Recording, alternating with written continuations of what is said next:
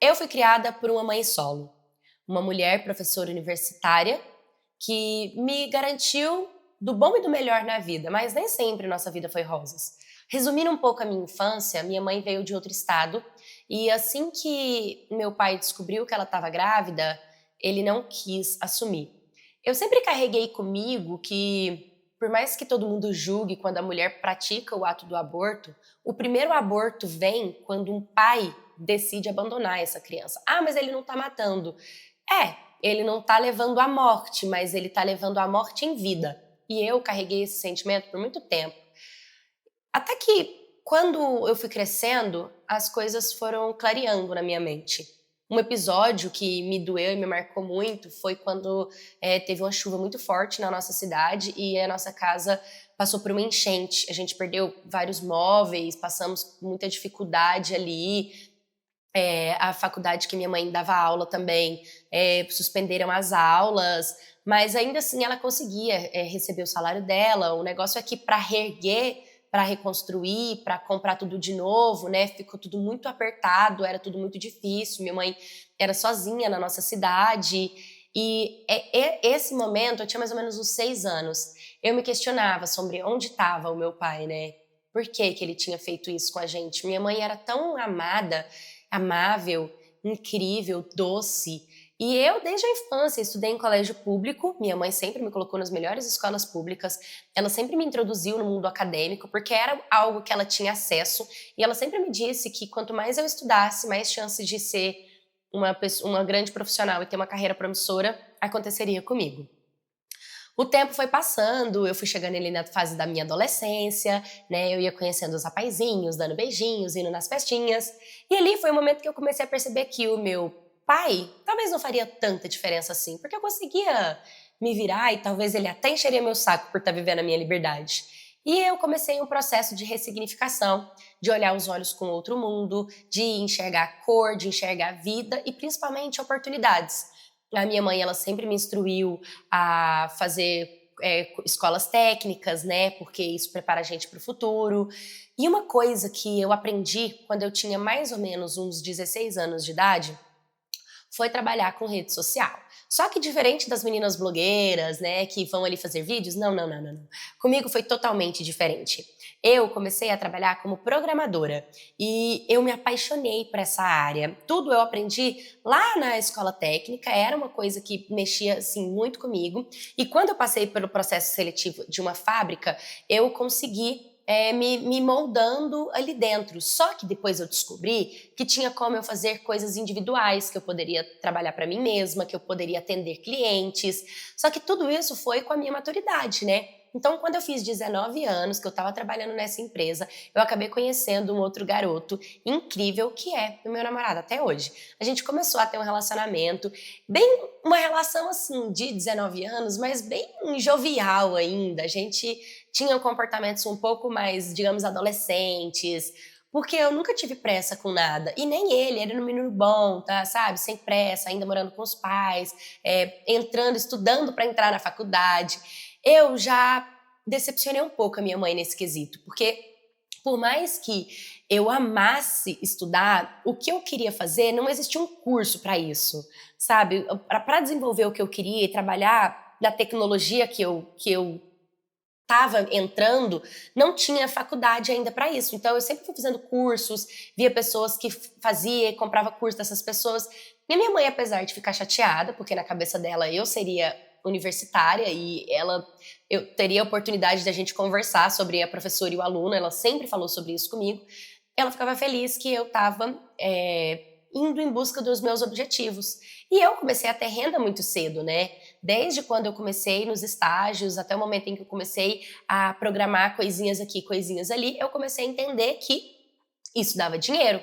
Só que eu fui me introduzindo cada vez mais, eu ficava enfiada no computador, eu ficava o dia inteiro lendo, eu comecei a aprender um monte de coisa interessante, eu gostava muito de livros de filosofia, de ciência, de tecnologia, e eu ia lendo, ia lendo, ia lendo, dentro de um relacionamento, dentro de uma casa estruturada, né, que minha mãe, estrutura financeira, óbvio, e aí chegou um momento em que eu fiz, digamos assim, o jogo virar. Eu consegui fechar um contrato com uma empresa que sempre faz programações de sistemas, de estoques, de abrir e fechar caixa. Eu consegui desenvolver do zero um sistema desse e comecei a vender para alguns mercados, para algumas lojas da cidade. Eu comecei a viajar para o interior junto com meu namorado, né? E nessa época, na verdade, eu tava com uns 20 anos de idade já, para 21, sabe? Meu namorado é a mesma idade que eu. E ele vinha comigo, apesar dele fazer engenharia, ele sempre vinha comigo e ele me apoiava nisso, e a gente batia de porta em porta, a gente apresentava o meu projeto, a galera comprava, sabe? Eu ia desenvolvendo métodos de pagamento, levei cano de algumas pessoas, né? Não consegui entregar outras, né? Deixei coisas pela metade. Foi uma construção, assim, bem lenta, bem devagar, porque eu comecei ali com os meus 16 a ter interesse por essa área e estudar sobre essa área, mas eu comecei ativamente a ganhar dinheiro a partir dos meus 19. Então, dos 16 para os 19, foi só estudo. Dos 19 para os meus 20, 21, foi prática, e eu sempre fui muito determinada e muito dedicada. Então, tudo que eu ia fazer, eu buscava fazer com excelência. Beleza, a gente começou a ver retorno e a ganhar dinheiro.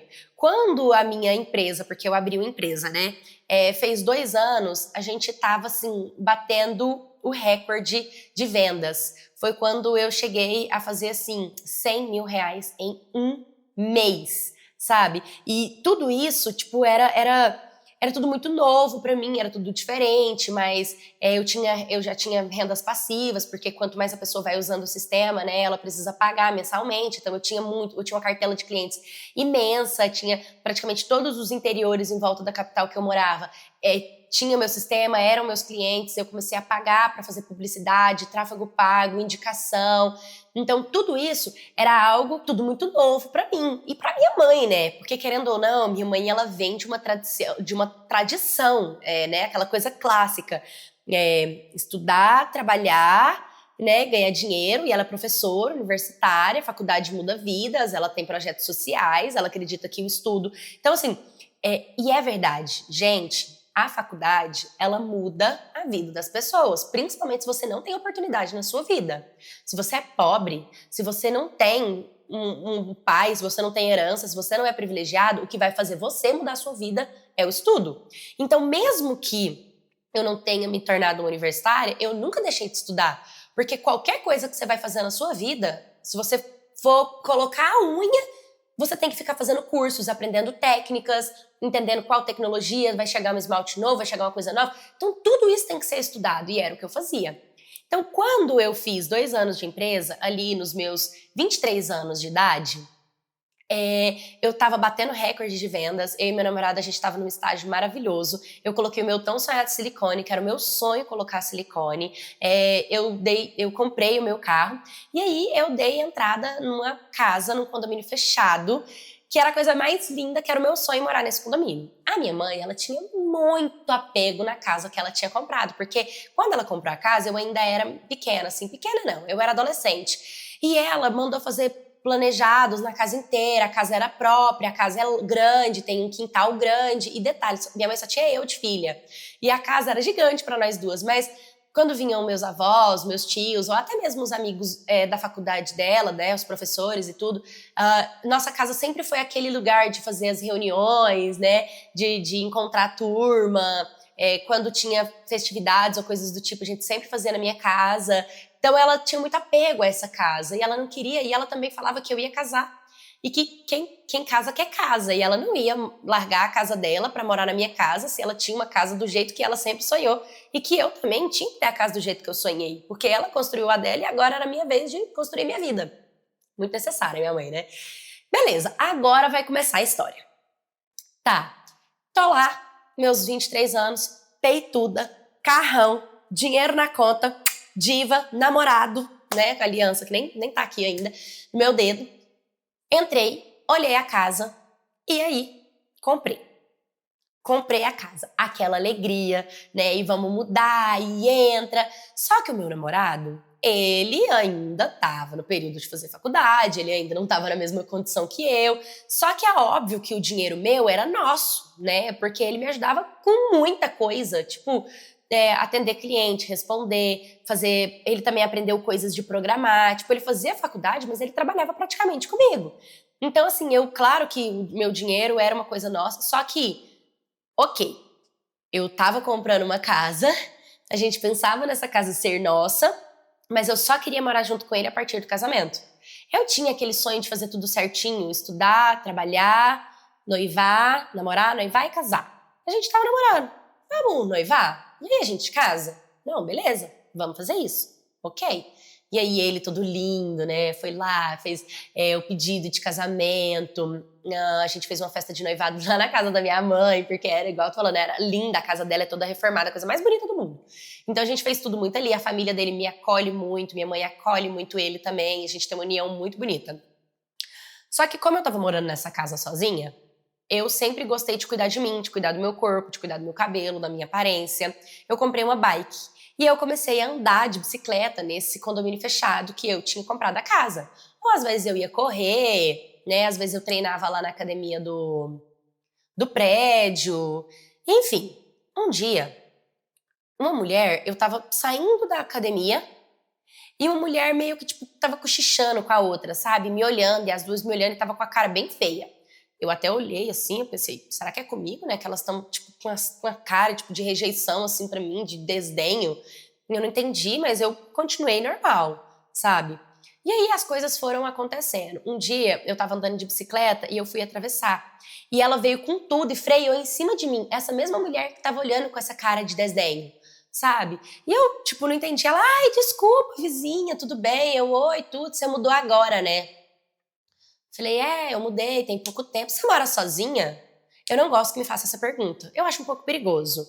Eu falei que sim, porque dentro de um condomínio fechado, né? Sim, sim, por enquanto sim. Menina, não deu tempo nem de eu contar que eu ia casar e tudo. Ela, ai, que bom, seja feliz. E saiu de carro. E assim, eu fiquei, mulher um pouco coladinha, né? Tipo, ela é bem doidinha, mas ok. Aí teve tipo, tem feira dentro do meu condomínio e tinha, tipo, uma festa de São João, sabe? Onde tem o lugar dessa feira. E aí foi quando eu cheguei nessa feira e por incrível que pareça, meu namorado sempre estava lá em casa. Ele não tinha bicicleta, então ele não andava de bicicleta comigo e eu não ia pra academia com ele. E quando ele ia pra academia comigo, geralmente era quando ele saía da faculdade às 10 horas da noite e a gente ia treinar tipo às 11, meia-noite, que a academia ficava 24 horas aberta. A gente nunca nem via ninguém dentro daquela academia, ninguém nunca falou com a gente. Sabe quando você tá vivendo sua vida? Aí ele tava, a festa de São João era no horário de aula dele, ele tava pra faculdade e eu tava dentro do condomínio. E eu falei, eu vou lá, né? Eu amo São João, comida muito boa. Falei pra minha mãe, mãe, vem e vamos comigo. Minha mãe falou, vou demais, né? Comida boa, bora. Chegou minha mãe lá e tamo lá, e tamo comendo, que não sei o quê. E aí veio uma menina, porque ela já foi aluna da minha mãe. Aí essa aluna reconheceu minha mãe, ela veio, não acredito quantos anos eu tenho um amor, um carinho por você, a matéria X, a matéria Y, que não sei o quê, que eu me formei não sei de quê. E conversa vai, conversa vem, nananã, nananã, e lá foi, papo, e eu dando maior atenção, né, pra ela. E aí, de repente, essa menina vira e fala assim, você que é a novata que tá todo mundo falando, né, e eu, tá todo mundo falando de mim? Ela, tá todo mundo falando de você aqui no condomínio, que você acabou de chegar, toda bonitona, que você corre aqui, né, que você anda de bike por aqui e tal. Eu, né, sim, porque era verdade, eu corria de bike mesmo. Ela, tá, entendi. Então tá bom, então, viu, tchau e tal. Só que uma coisa que me surpreendeu é que quando essa menina, ela saiu lá da nossa roda, ela saiu e ela foi meio que pra roda lá daquelas moças que estavam me desdenhando da academia. E eu comentei isso com a minha mãe, falei, mãe, aquela mulher ali, ó, ela é meio estranha. Toda vez que ela me vê passando, detalhe que eu esqueci de contar pra vocês, essa mulher que tava desdenhando de mim, ela é minha vizinha de casa. Só que como é condomínio fechado, a gente não tem, né aquela coisa de aqui, uma casa aqui, outra aqui, é bem separadinho. Ela é minha vizinha. E aí eu comentei com minha mãe, essa vizinha, não sei não, hein? Ela me olhou com um olhar de nojo esses dias e fui atravessar a rua de bicicleta, ela freou em cima de mim, me pediu desculpa e perguntou se eu morava sozinha. Minha mãe, credo, que estranha essa mulher, né? Por que essa mulher tá perguntando sobre isso? E agora você tá falando, tá famosa, hein?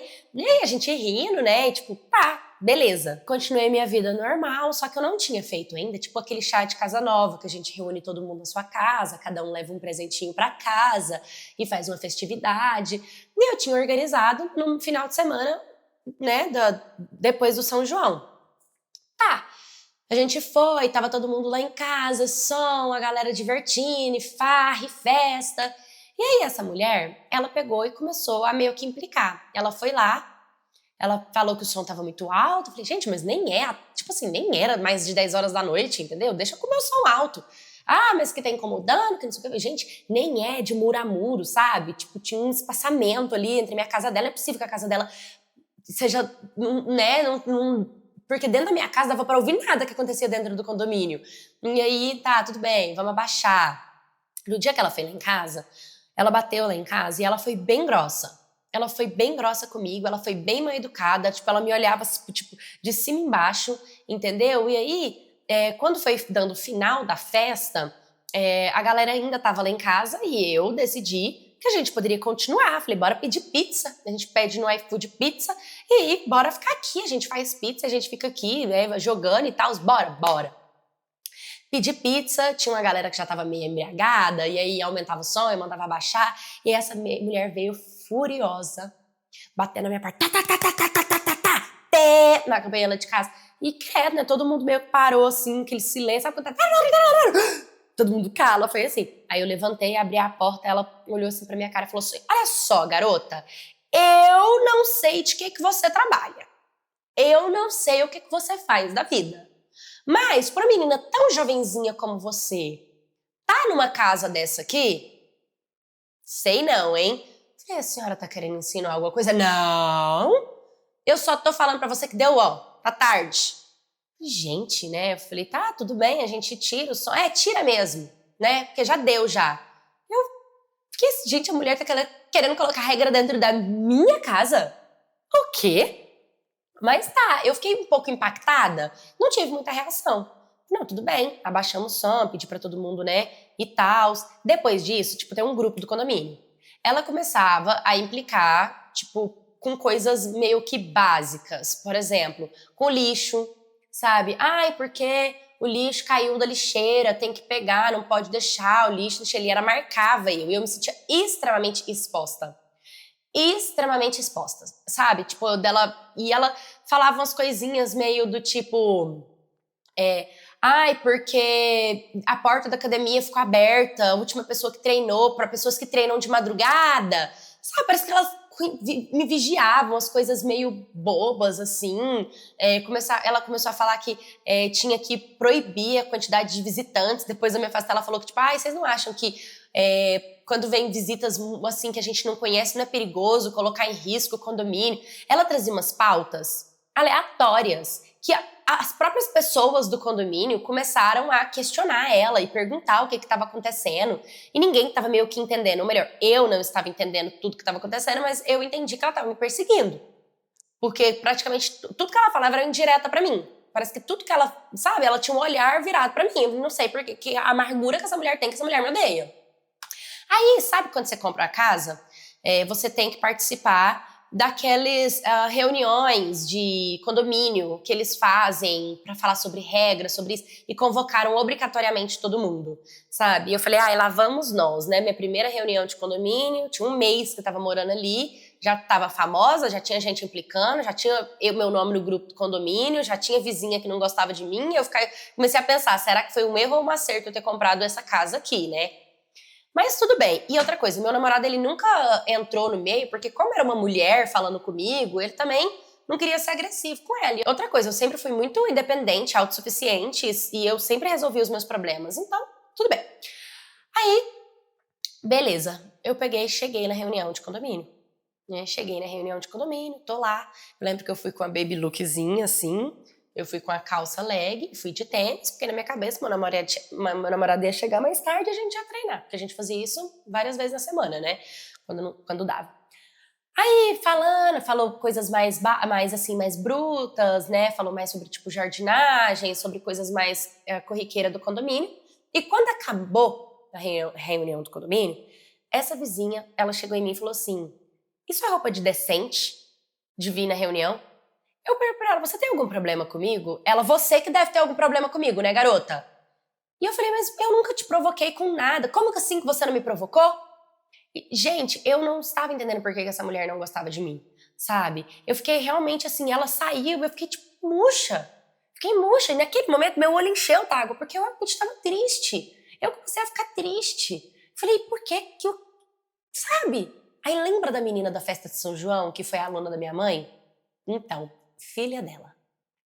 Ela falou assim, olha, posso falar com você? Falei, claro, pode. Ela, mas não vamos falar que não, tem muita gente e tal. Não, tá bom. Aí ela pediu meu WhatsApp e falou assim, vamos encontrar lá no parque de tênis, que era tipo uma quadra lá embaixo, que quase ninguém ia lá, porque a gente pode falar à vontade, porque que parece que o condomínio tem ouvido. E eu falei, nossa, tá bom, né?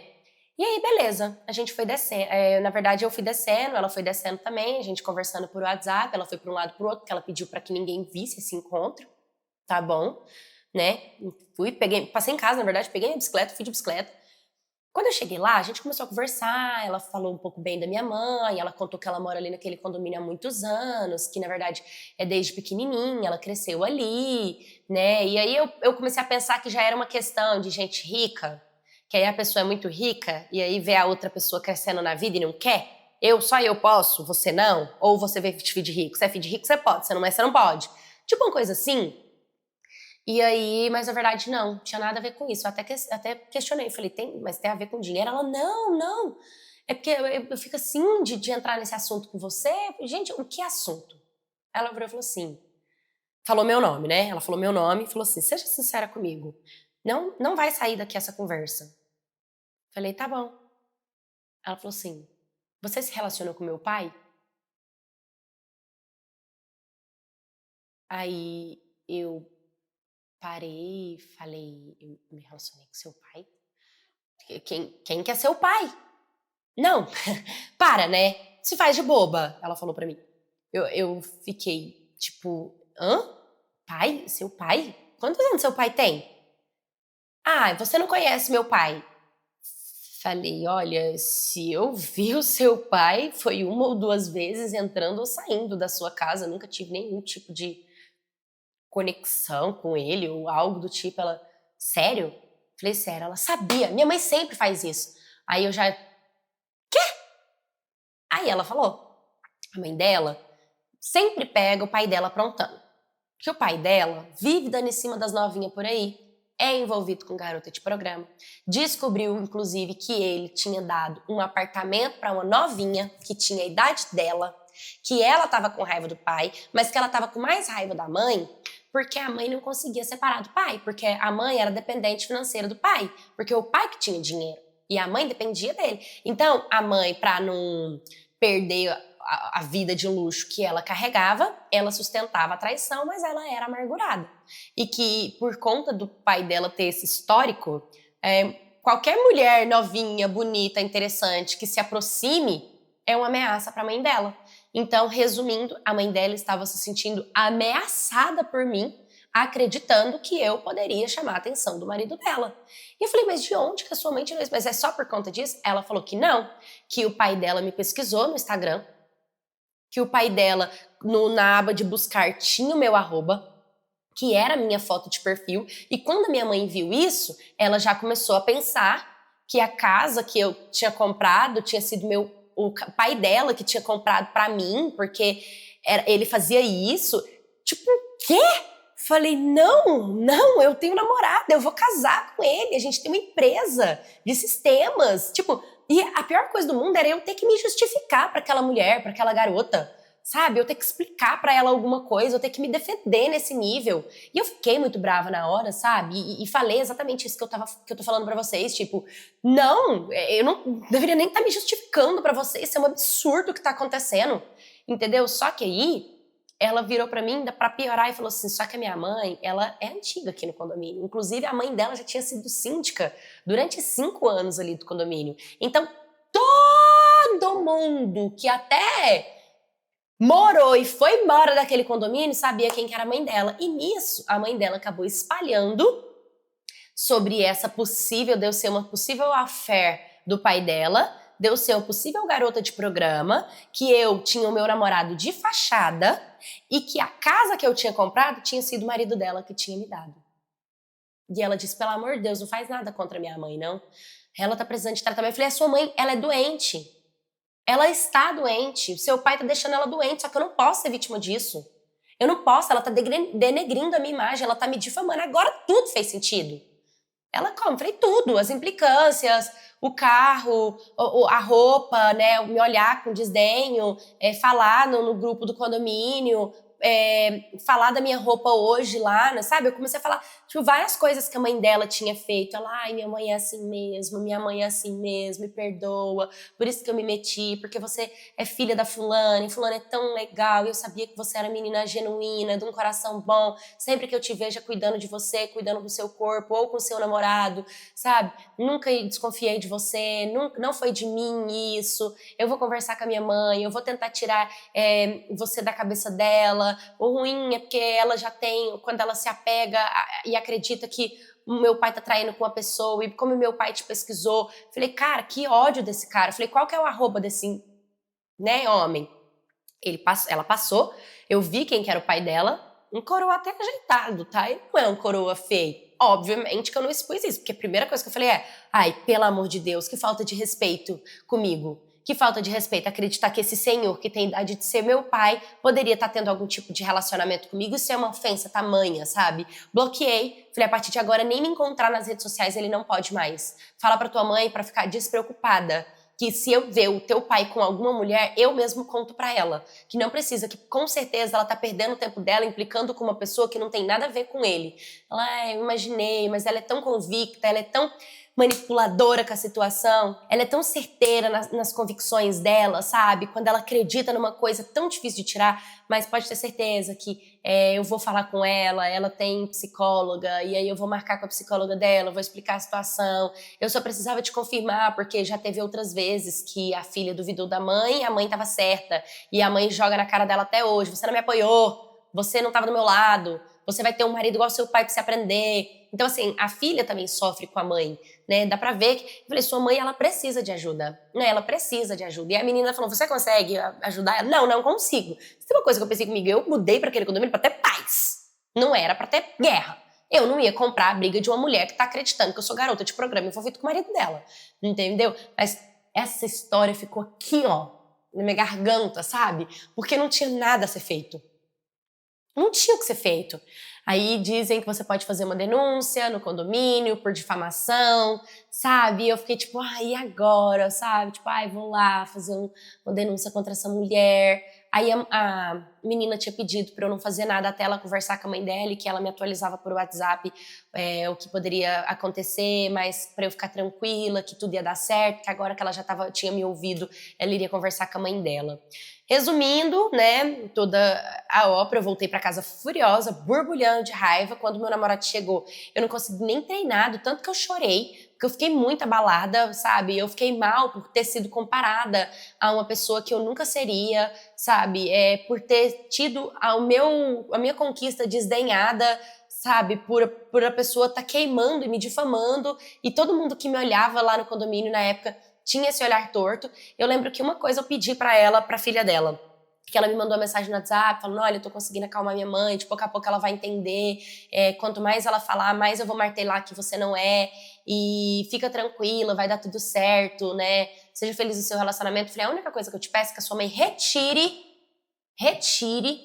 as difamações que ela fez pra todo mundo do condomínio. Eu quero que ela fale pra todo mundo que ela falou mal de mim, ou ela vai dar uma de doida, falar, gente, eu tava doida, ou ela vai falar, eu fui imatura e culpei uma pessoa pela minha insegurança. Mas eu preciso que ela faça isso. E claro, dizendo a menina que a mãe dela fez, a mãe dela me evita, até hoje ela me evita, não olha na minha cara. Se ela vê eu entrando, ela, tipo, se o vidro tá aberto, ela fecha o vidro. Se eu tô entrando, ela tá saindo. Se eu tô num lugar, ela vira o rosto, ela não me cumprimenta, ela finge que eu não existo, sabe? Tipo, hoje tem 5 anos que essa história aconteceu. Hoje eu já sou casada, hoje já sou super bem, estabilizada. A galera do condomínio me adora, né? Sempre saio, jogo tênis na quadra com outras mulheres daqui. A gente até ri dessa história, dessa situação, porque depois, com o tempo, eu descobri que outras mulheres, mais velhas também, não era só novinha não, pessoas mais velhas, idade assim, da minha mãe, também foram vítimas dela de quando mudaram para o condomínio, e quase todas as mulheres que entram para dentro desse condomínio acabam sofrendo esse ataque dessa mulher por conta das inseguranças dela com o marido, entendeu? Então, assim, parece que é normal. E aí, com o tempo, eu fui percebendo que, na verdade, tipo, aquela difamação é mais dela mesma falar muito mais sobre ela do que sobre mim, porque no final todo mundo foi vítima também. Isso me tranquilizou bastante e eu consegui passar por cima, mas é uma história que fica muito no meu coração e é muito triste a gente ver uma mulher, né, que vive essa condição, que acaba, sei lá, desenvolvendo um distúrbio ou alguma acreditar na própria mentira com a expectativa de descobrir algum tipo de traição ou algo do tipo.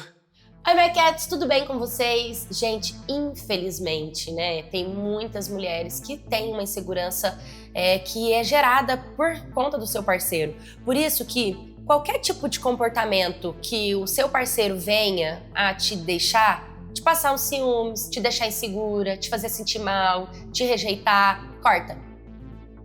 Corta, mas corta mesmo. Corta o mal pela raiz. Bate o pé e não aceita. Sabe? Fica sozinha, mas não fica com um relacionamento desse. Fica sozinha, mas não se envolva com esse tipo de homem que vai fazer você se sentir mal, que vai fazer você parar a sua vida pra ficar se preocupando com o que ele tá fazendo no tempo livre dele, que vai deixar de fazer você ficar leve, ser uma mulher feliz, autêntica e segura pra se tornar uma pessoa amargurada, que fica difamando outras mulheres e entra num processo psicológico doente, porque nitidamente ela tem uma questão psicológica, né, gente? Ela precisa muito de um TCC. O que é o TCC? É uma terapia cognitiva comportamental. Ela precisa mudar o aqui e o agora dela, sabe? Ela precisa entender que esse comportamento só afasta as pessoas dela e ela acaba se difamando, né? Então, assim, eu achei uma história muito interessante, muito diferente. E eu espero que vocês tenham gostado. E se vocês também passaram por algum tipo de difamação e de situação que eu passei também, depois eu conto pra vocês. Mas é só pra membros, tá? Tem umas histórias que tá ficando exclusiva pros membros. É muito baratinho, R$ 6,99 por mês. Você tem acesso aos 12 vídeos adiantados, ou seja, enquanto todo mundo assiste segunda, quarta e sexta, meio-dia, quem é membros pode assistir na hora que quiser, assim que eu coloco na plataforma. E ainda tem direito a um vídeo exclusivo. Fechou? Que geralmente são histórias minhas, tipo uns puzzles ou algo do tipo. E também histórias de amigas, pessoas próximas ou histórias que sejam mais sexualizadas ou muito delicadas para ser postado pro público geral. Fechou? Tá aqui no link da descrição para você se tornar um membro. Curta, comenta, compartilha, se inscreva no canal. Um beijo e até o próximo vídeo.